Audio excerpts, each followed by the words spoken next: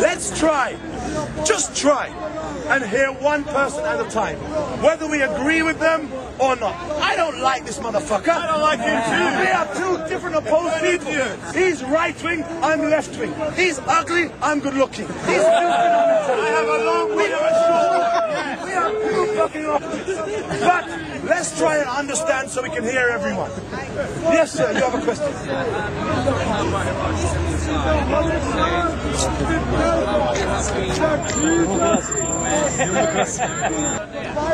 Well, my friend. What do you want to do? I see. Yes, my friend, categorically. I've been speaking in this part for 22 years. From the eve of the first Gulf War, I have opposed the Americans' action and I have opposed Saddam Hussein's action. I believe that Saddam Hussein was a puppet of the West and I've always consistently opposed Saddam Hussein. Saddam Hussein was created, backed, armed, financed, created by the West. And I have remained consistent throughout that. My argument now is this. I believe that Iraq has to rebuild. And I believe that it has to be rebuilt by Iraqis. And of course the West can act as advisors and even supporters. But I believe that the Western actions in Iraq are not benign. They're not friendly. If we look at the so-called credit crunch, we look at the crisis of the global economy, we see that it took Congress three attempts to pass a bill injecting $700 billion into the American economy. $700 billion. It took Congress 3 attempts because they could not agree. Hold on. Now, I ask you this. The war in Iraq has cost the American taxpayers $3.5 trillion. When will people begin to connect the dots?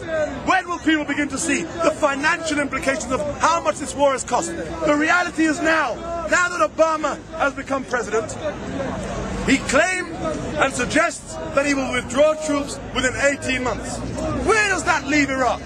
What then was the end game for America? They had no end game. The reality was the Americans, when they went to Iraq, was not to help Iraqis, was not to get rid of Saddam Hussein. It was about American expansionism. It was about a neoconservative ideal and plan that went wrong. And it has cost the world, not America. It has cost the world. Look at Saudi. Who finances America? Many people believe that America is this wealthy, buoyant, free democratic state. The reality is America's financed by 2 states, Saudi Arabia and China. The war could not and would not have been fought without trade or business from China or Saudi Arabia. That is the reality. So when Muslims say, oh, look at America, death to America, they need to look at Saudi Arabia's support. Look at Gordon Brown recently. 2 weeks ago, the IMF, international motherfuckers, the IMF are bankrupt. They haven't got enough money to bail out failing economies. So where did Gordon Brown go? Gordon Brown went to visit the King of Saudi Arabia and the Saudi royal family. Now I ask you this, in Saudi Arabia, you do not have the right to vote. In Saudi Arabia, women cannot drive cars. In Saudi Arabia, a woman cannot walk down the street unless she's with a male, unless he's a husband or a family member. Now I ask you this, is this the so-called democracy that the West is trying to expand? Where they go to these very nations and beg them for money to shore up the IMF? It is hypocrisy. It is double standards. How dare they claim that they're trying to bring democracy to the region when borrowing money from a dictatorship, and one of the most vile dictatorships on earth, whereby they still execute people. And the people who they primarily execute in Saudi Arabia are namely immigrants. Immigrants.